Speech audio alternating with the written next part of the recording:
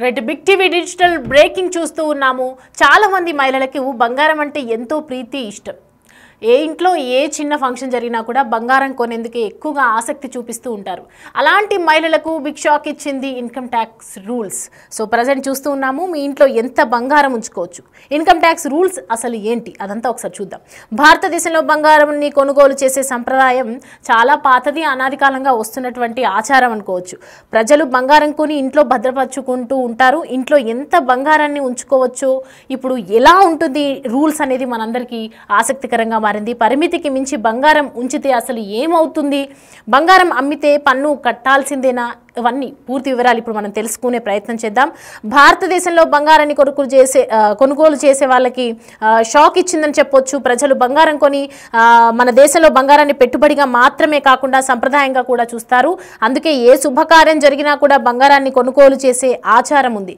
మహిళలకు ఇది అలంకారమైనప్పటికీ కూడా చాలా మంది దీనిని కష్టకాలంలో ఉపయోగపడే ఆస్తులుగా కూడా చూస్తారు. చాలా మంది బంగారం గొప్ప పెట్టుబడిగా భావిస్తూ ఉంటారు. ఇండియాలో భద్రతను దృష్టిలో ఉంచుకొని చాలా మంది బ్యాంకు లాకర్లో కూడా బంగారాన్ని ఉంచుతూ ఉన్నారు. దొంగలకు భయపడి ఇంట్లో పెట్టుకుంటే కూడా ప్రమాదం అని చెప్పి బ్యాంకుల్లో పెట్టుకుని లాకర్లో ఉండటం చాలా మందిని మనం చూస్తూనే ఉంటారు. అయితే ఇంట్లో ఎంత బంగారాన్ని ఉంచుకోవచ్చు, పరిమితికి మించి బంగారం ఉంచితే అసలు ఏం జరుగుతుంది, పూర్తి వివరాలు ఏంటి? భారత ప్రభుత్వ ఆదాయపు పన్ను నిబంధనల ప్రకారం ఇంట్లో బంగారాన్ని ఉంచుకోవడానికి పరిమితి ఉంది. దీని ప్రకారం ఈ పరిమితి స్త్రీలకు పురుషులకు భిన్నంగా ఉంటుంది. CBDT central board of direct taxes నిబంధనల ప్రకారం చూస్తే మీరు ఇంట్లో కొంత మొత్తంలో బంగారాన్ని మాత్రమే ఉంచుకోవచ్చు. మీరు ఈ నిర్ణీత పరిమితి కంటే ఎక్కువగా కనుక బంగారాన్ని ఇంట్లో ఉంచుకుంటే మీరు దానికి సంబంధించిన రుజువును అందించాలి. ఎక్కడివి, ఎప్పుడు తీసుకున్నారు, ఎంత తీసుకున్నారు, దానికి సంబంధించిన బిల్స్ ఏంటి, దానికి సంబంధించిన రిసీట్స్ ఏంటి, మీరు ఏ షోరూంలో తీసుకున్నారు, ఎక్కడ తీసుకున్నారు, ఇవన్నీ కూడా దానికి సంబంధించినటువంటి ఒక రుజువు పత్రాలు కానీ బిల్ పేపర్స్ కానీ ప్రతిదీ కూడా చూపించాలి. బంగారం కొనుగోలు మొదలైన వాటికి సంబంధించినటువంటి ఏ రసీదులన్నీ మీ దగ్గర ఉన్నాయి, ఎంత తీసుకున్నారు, ఎప్పుడు తీసుకున్నారు, ఇవన్నీ ఆధారాలను కూడా రెడీగా పెట్టుకోవాలి. సో మహిళలు ఎంత బంగారం మొత్తం మీద మనం చూసుకుంటే సరే ఉంచుకోమన్నారు, ఈ బిల్స్ చూపించమన్నారు, పరిమితి మాత్రమే వరకే కొనుక్కోమన్నారు, పరిమితి వరకు మాత్రమే దాచుకోవాలి, పరిమితి వరకే ఇంట్లో ఉంచుకోవాలని చెప్తున్నారు. కానీ ఎంత దాచుకోవాలి, ఎంత పరిమితికి ఉంచుకోవచ్చు, ఎంత పన్ను కట్టొచ్చు, ఇవన్నీ డీటెయిల్స్ మనం ఇప్పుడు తెలుసుకునే ప్రయత్నం చేద్దాం. ఆదాయపు పన్ను చట్ట ప్రకారం చూసుకుంటే కనుక వివాహిత మహిళలు ఎవరైతే ఉన్నారో తమ వద్ద 500 గ్రాముల బంగారాన్ని మాత్రమే ఉంచుకోవచ్చు. పెళ్లి కాని మహిళలకు మాత్రం ఈ పరిమితిని 250 గ్రామ్స్కి మాత్రమే చేసింది. అలాగే అదే సమయంలో పురుషులు 100 గ్రాముల బంగారాన్ని మాత్రమే ఉంచుకోవడానికి అనుమతి ఇస్తుంది. సో ప్రజెంట్ మరి వారసత్వంగా చాలా రోజుల నుంచి ఎంతోమంది మా తాతలు కావచ్చు, తండ్రులు కావచ్చు, మా అత్తగారు కావచ్చు, మా అమ్మగారు కావచ్చు, ఎంతోమంది మన కోసం బంగారం కొనిపెట్టి ఉంచారు. వారసత్వంగా దీన్ని ఈ బంగారం మరి ఉంటుంది, దానికి సంబంధించి మనం పన్ను కట్టాలా కట్టొద్దా అనే డౌట్ అందరికీ వస్తూ ఉంటుంది.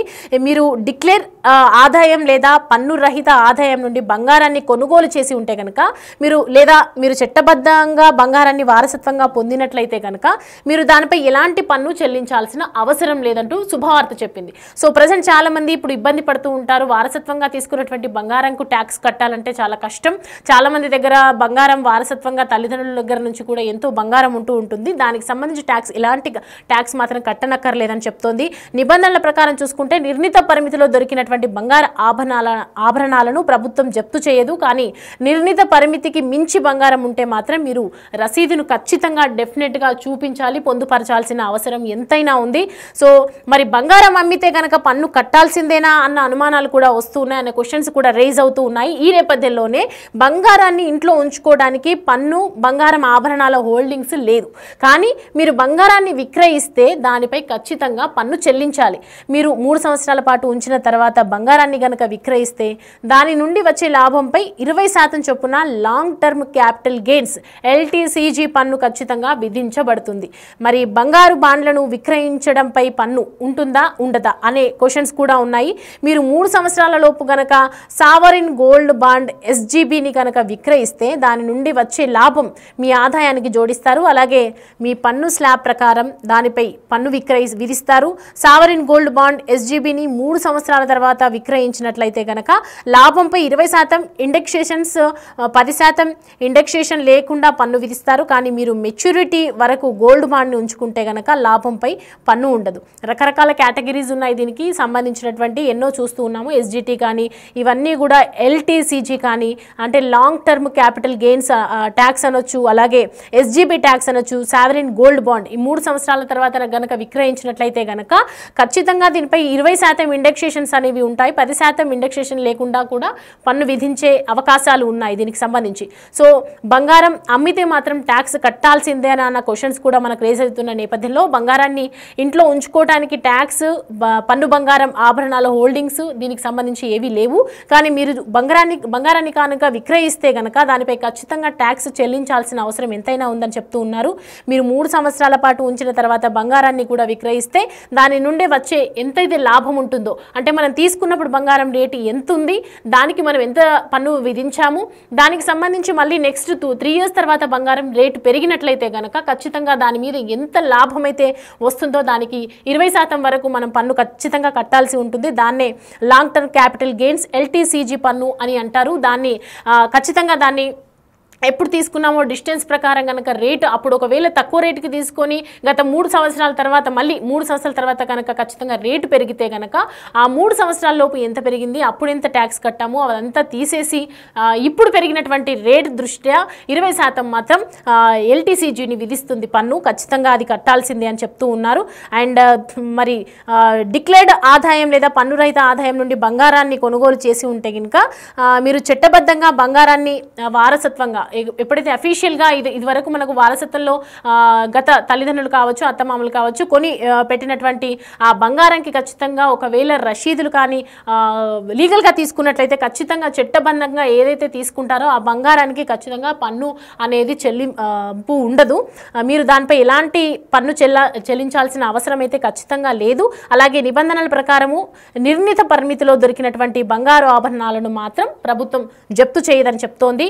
అలాగే నిర్ణీత పరిమితికి మించి గనక బంగారం ఉంటే, ఒకవేళ మనం అనుకున్నటువంటి బంగారం కాస్త ఎక్కువగా ఉన్నట్లయితే కూడా ఖచ్చితంగా మీరు రసీదును చూపించాలి, దానికి ఖచ్చితంగా ట్యాక్స్ కట్టించాలని చెప్తూ ఉంది ప్రభుత్వం. సో ప్రజెంట్ మరి ఎంత బంగారం కొనవచ్చు అనే దాని మీద కూడా మనం తెలుసుకున్నాము. ఆదాయపు పన్ను చట్టు ప్రకారం కనుక చూస్తే వివాహిత ఎవరైతే మ్యారీడ్ వాళ్ళు ఉన్నారో ఆ మహిళలకు ఖచ్చితంగా 500 గ్రాముల చొప్పున బంగారం మాత్రమే వాళ్ళ దగ్గర ఉంచుకోవచ్చు. 500కు కనుక ఎక్కువ తీసుకుంటే కనుక దీనికి సంబంధించి 500 తర్వాత 500 గ్రామ్ 502 గ్రామ్స్ ఉన్నా కూడా ఖచ్చితంగా దానికి ట్యాక్స్ కట్టాల్సిందే. దానికి సంబంధించిన బిల్స్ చూపించాలి, దానికి సంబంధించిన రసీద్స్ ఉండాలి కంపల్సరీ. ఎంత ట్యాక్స్ కట్టాము, దానికి సంబంధించి మనం ఎంత పన్నుని పే చేసాము, ఏ రకంగా తీసుకున్నాము, ఎక్కడ తీసుకున్నాము, ఇవన్నీ కూడా ఇన్కమ్ ట్యాక్స్ ఖచ్చితంగా సబ్మిట్ చేయాల్సి ఉంటుందని చెప్తూ ఉన్నారు. అయితే ఒకవేళ పెళ్లి కాని పరిమితి మహిళలకు మాత్రం ఈ పరిమితిని పెళ్ళైన వాళ్ళకి ఏ విధంగా అయితే 500 గ్రాములకు పరిమితి మాత్రమే పెట్టిందో అలాగే పెళ్లి కాని మహిళలకు కూడా కొంత పరిమితి పెట్టింది. 250 గ్రాములు మాత్రమే బంగారాన్ని కొనుక్కోవచ్చు. దానికి మించి ఎక్కువ పెట్టుకుంటే మాత్రం ఖచ్చితంగా దీనికి సంబంధించి కూడా యాక్షన్స్ ఉంటాయి. దీనికి సంబంధించి ట్యాక్స్లు పే చేసుకోవాలి. అన్నీ కూడా దీనికి సంబంధించినటువంటి ఏదైతే అమల్లో ఉన్నాయో అవన్నీ కూడా చూపించాలి, రసీద్ చూపించాలి, బిల్లు చూపించాలని చెప్తూ ఉంది. అదే సమయంలో పెళ్లి కాని మహిళలకు ఎలాగైతే 250 గ్రాములు, పెళ్ళైనటువంటి మహిళలకు ఏదైతే 500 గ్రాములు, అలాగే పురుషులకు కూడా కొంత పరిమితిని పెట్టింది. అదే సమయంలో పురుషులు 100 గ్రాముల బంగారాన్ని మాత్రమే ఉంచుకోవడానికి అనుమతి ఇస్తూ ఉంటారు. 100 గ్రాములకు మించి 1 గ్రామ్ ఎక్కువ ఉన్నా కూడా ఖచ్చితంగా రసీద్ చూపించాలి. ఎక్కడైతే తీసుకున్నారో దానికి సంబంధించినటువంటి బిల్స్ అన్నీ కూడా చూపించాలి. దానికి సంబంధించినటువంటి పన్ను ఖచ్చితంగా ఉంటుందని చెప్తూ ఉంది. అలాగే భారత ప్రభుత్వ ఆదాయపు పన్ను నిబంధనల ప్రకారం మనం చూస్తూ ఉంటే కనుక ఇంట్లో బంగారాన్ని ఉంచుకోవడానికి పరిమితి ఉంది. ఇదివరకు మనము ఎక్కువ బంగారం ఉంటే ఎక్కడ చోరీ జరుగుతుందో అని చెప్పి ఇంట్లో రక్షణ ఉండదు అని చెప్పి చాలామంది లాకర్స్లో పెట్టుకున్నటువంటి సిచ్యువేషన్ మనం ఎన్నోసార్లు చూసాము.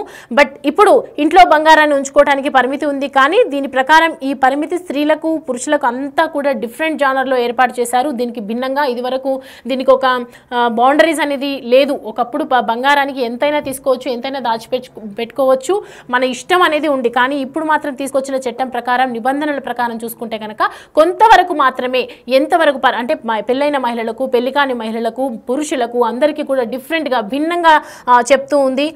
CBDT central board of direct taxes నిబంధనల ప్రకారం మనం చూసుకుంటే మీరు ఇంట్లో కొంత మొత్తంలో బంగారాన్ని మాత్రమే ఉంచుకోవచ్చు అని చెప్తూ ఉంది. మీరు ఈ నిర్ణీత పరిమితి కంటే ఎక్కువ బంగారాన్ని ఇంట్లో ఉంచుకుంటే కనుక మీరు దానికి సంబంధించినటువంటి ప్రతి ప్రూఫ్స్ రుజువులన్నీ కూడా అందించాలి. బంగారం కొనుగోలు మొదలైన వాటికి ఎక్కడైతే కొన్నాము, కొనుగోలు అయినప్పటి నుంచి ఏ బిల్ తీసుకున్నాము, ఎంత పర్సెంటేజ్ పడింది, ఎంత ట్యాక్స్ పడింది, ఎంత పే చేశాము, అటువంటి అనేక రకాలైనటువంటి రషీద్స్, ఏ మాల్లో తీసుకున్నాం, ప్రతి ఒక్కటి కూడా రుజువు అందించాల్సి ఉంటుంది. ప్రతి ఒక్కదానికి వాటికి సంబంధించినటువంటి రషీదులన్నీ కూడా మీ దగ్గర భద్రంగా, బంగారంతో పాటు అన్ని కూడా భద్రంగా పెట్టుకోవాలని చెప్తోంది.